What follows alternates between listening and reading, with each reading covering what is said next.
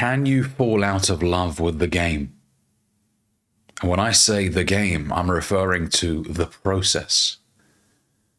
And the very short answer to that question is yes. But it's not quite what you think it is. You're not falling out of love with the thing that you're doing. You're falling out of love with the results you're getting from the thing that you're doing. You're not satisfied with the output, right? You're putting in a lot of work, but then the return on your investment isn't quite what you want it to be. And so you mistake it for, you know what, I don't feel like I'm connected to this anymore. And what a lot of guys do wrong is they bounce to the next shiny thing that they believe they can get a quick ROI from. You know, there were a lot of guys out there that were pursuing perfectly legitimate businesses with real scope for a return. And they just found it to be not as lucrative as they thought, or the results weren't coming as quickly as they thought. So then what they look for is the next shiny thing that they believe they can get a huge ROI on in a short span of time, which for the majority of guys was cryptocurrency, right? When the crypto hype was really coming into effect, a lot of guys were like, yeah, I can get a quick ROI on Solana. And, you know, and that's never a good strategy because you're looking for shortcuts. And as the UK rapper Akala says in one of his songs, take shortcuts, get cut short. And that has stuck with me, that line. I was listening to the song and I was like, you know what? That's a real bar, that is, man. That is a life philosophy, that is. Take shortcuts, get cut short. So when I reflect back on my early 20s and my pursuit of success, shall we call it that, right? I did many things, e-commerce, social media marketing. I found myself oftentimes feeling like, am I enjoying this? Am I in love with the game? And looking back now, I was looking for a very lucrative return on my investment in a short span of time. And I mistook the monotonous, repetitive nature of the process as me not quite enjoying what I was doing. Let me tell you this, gentlemen. The process will be boring. It will be monotonous. It will be repetitive. And that's exactly how it should be. Success is not experiencing huge, growths in very short spans of time. No. Success is a 10, 15-year process to really become a master of something. Social media has ruined it for us because it's created the illusion that you're supposed to have a very successful business within 2 to 3 years of starting. When you speak to most traditional business owners and CEOs of big companies, they will tell you this is all a joke. What you see on social media isn't real. It takes years of building a business to get to a point where you're even profitable. You know, the first few years for most companies aren't even profitable. They're trying to break even.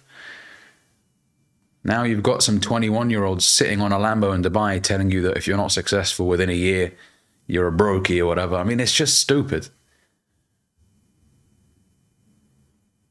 I want you to look at the process very differently. Respect the process. Respect how long it takes to get something going. You need to respect the process. And you need to develop a better relationship with time. Time is on your side. When you truly believe that, you don't worry. You don't experience anxiousness and fear.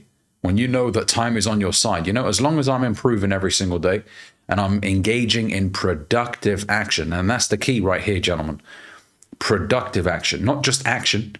A lot of us out there, we're looking busy, but we're not actually getting anything done. And that's a big mistake a lot of entrepreneurs make, is they feel like they're being productive, but they're not engaging in what we call income producing activities that actually put money in your pockets. No, they're just busy looking busy.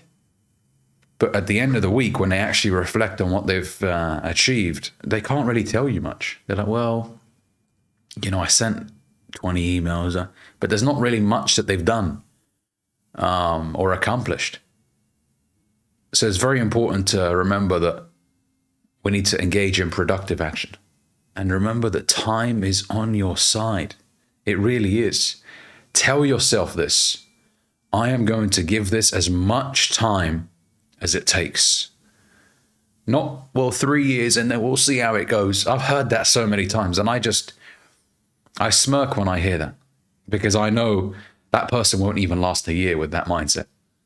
We'll see how it goes. I'll give it 3 years, and if not, then I can always do, and then they'll list a plan B. If you've got a plan B, plan A ain't going to work. Right? And look, someone's going to disagree with me and say, well, Ali, it's always good to be safe and, secure. But let me remind you that it's a mindset issue. When you go into something already planning your exit, you're not really going to give it 120%. And I'm talking about, of course, ensuring that you're in a good position financially, not being reckless. And there's a big difference between committing and going all in on something and then being reckless, right? You can still go all in on something and not be reckless. I always advise that if you're an aspiring entrepreneur, have a job. A job helps you, keep yourself going, helps you take care of the basic necessities, your car, putting a roof over your head, the important stuff. A job is not a disruption. It's a support system, right? I always say that the job will fund your dreams. It will. The job will fund your dreams. So don't look down on jobs. Don't be like, oh, jobs are for brokies. Stop thinking like that. That's stupid. Find a job that you can actually get good at. And then outside of the job, ensure that you give time towards your dreams, the thing that you really want to achieve. Tell yourself, I'm going to give it as long as it needs to. Don't tell yourself, well, let me just try it out. No, don't try it out. Go all in. And look, if 5 years later you haven't seen any result, then maybe you can adjust, right? And I don't mean quit, I mean adjust. But go into it from the very beginning with the mindset of, I'm going to give this as long as it needs to. And I'm going to make sure that I'm productive with the action that I take. I'm going to seek knowledge. I'm going to seek the right support system, the right network. And this is a good time for me to plug in the top 3%. So gentlemen, I have a community on School called the Top 3%, where we discuss everything from how to be a better entrepreneur, how to become a more effective communicator, how to become a better husband in your relationship, how to improve your style, your physique, amongst many other things. It's an incredible community. We have guys all around the world, from Bangladesh to Germany to the United States to Morocco, the UK. So gents, feel free to click on the link down in the description below. I look forward to welcoming you inside. And so we continue. So just make sure that you're doing all of these productive things, and you will see progress. If you're 19, though, you shouldn't be worried about how much progress you get under your belt in the first 6 months, the first year. Don't have that, well, shall I get out now? Shall I do something else now? That shiny object syndrome will corrupt you. It will rob you of a remarkable life. Because just as you were about to really advance at something, your friend says, well, I've been doing dropshipping, you should really check it out. And you're like, dropshipping? Okay. And then you jump onto that and you start from scratch with that. You leave everything that you did behind with the other business. And there you go again. Maybe 8 months later, someone else tells you, oh man, crypto is on fire right now. You should really get in. And so you drop the dropshipping, and you jump straight into crypto. And there you are, bouncing around from one thing to the next, dipping your toe, never really committing to anything. You need to master one thing. Read the book Mastery from Robert Greene, and also the book The One Thing, which I have on my bookcase over there. A fantastic book which talks about the importance of really committing to one line of work, to see it become something tangible for you. Because you won't see an exciting enough return on something if you're just dabbling around with it, if you've got it juggled alongside many other things. So gents, I want you to be honest with yourself. Look in the mirror later on and just tell yourself, am I falling out of love with the game, or am I just finding the process boring? And my perception of that is that it's not working out, when in fact, I just need to embrace the boring, embrace the mundane.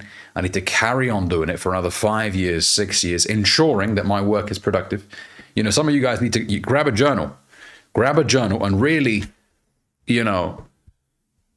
write down how you feel the process is going and what areas you need to improve in, because there might be a flaw in the way you're doing things right now. You might be engaging in the wrong action. There might be a very obvious mistake that you're making, which can easily be rectified if you were simply aware of it. And many of us, because we're so busy doing things, we never take the time to sit and actually reflect. You know what? I think I've been doing this the wrong way. I need to adjust this. Adjusting the set of the sail. Jim Rohn used to talk about this. You can end up in a completely different place just by adjusting the set of the sail. Right? For example, you're a trader. You've been trading a certain type of way. Maybe you trade high impact news and it messes up with your profit every time you do that. If you're aware of that, you can then change the way you do things and ensure that you only trade when there isn't any high impact news, or when the news has elapsed, right? A couple of hours after, 3 hours after, now you can trade and observe how your performance changes. So there are many things that you can look at, but if you never sit down and reflect, then you won't be aware of the problem. You'll just continue making that same problem, and then you'll blame the business model. I've seen this happen so many times. Someone will be like, well, the thing with Forex, Ali, is that Forex isn't, and then X, Y, Z. A bunch of misconceptions that they believe to be true. Same thing when it comes to dropshipping, e-commerce. There's always someone that finds a business model as crap, but they don't actually sit down and look at how to do things the right way. All right? Just because someone's been doing Forex for 7 years, it doesn't mean they've been doing it properly. That's why I've never really been scared off doing something.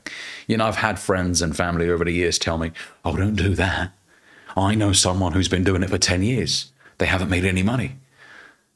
That's never really put me off, because I'm like, well, 10 years, how can you do something properly for 10 years and not get any results? I don't buy that. I don't buy the fear tactics. Don't do that. I don't operate based on fear.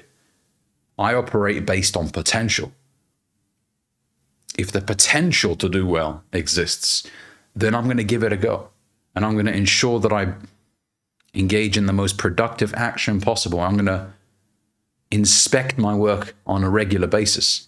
An entrepreneur, a very successful entrepreneur that I knew once said to me, Ali, you can't grow what you don't measure. If you don't keep track of the results of the metrics, you cannot make changes. You cannot make adjustments. This is why it's important to review your work. I want you to really do this tonight, guys. Review what you've been doing. Maybe you've been doing something completely wrong, in which case change it. That's the good news. You don't have to continue making the same mistake. You can identify a mistake and say, well, hang on a second. Let's do things differently for the next 4 weeks and see what happens. Give it a go. You might see, oh, hang on a second. The results are completely different here. Well, we're on to something now. Right? And then go at it again. And to wrap up, gents, remind yourself of the reason why you started. This is another thing that combats the falling out of love syndrome that you might be experiencing right now. You might have lost touch with why you started what you started. Maybe you're a personal trainer who started because he wanted people to live the healthiest possible lives. Maybe you knew people that lived a very unhealthy life in terms of nutrition, in terms of physical activity. And as a result, they passed very early on, or they experienced really difficult health conditions. And so your reason was, you know what, I want to educate people so that they don't have to go through that.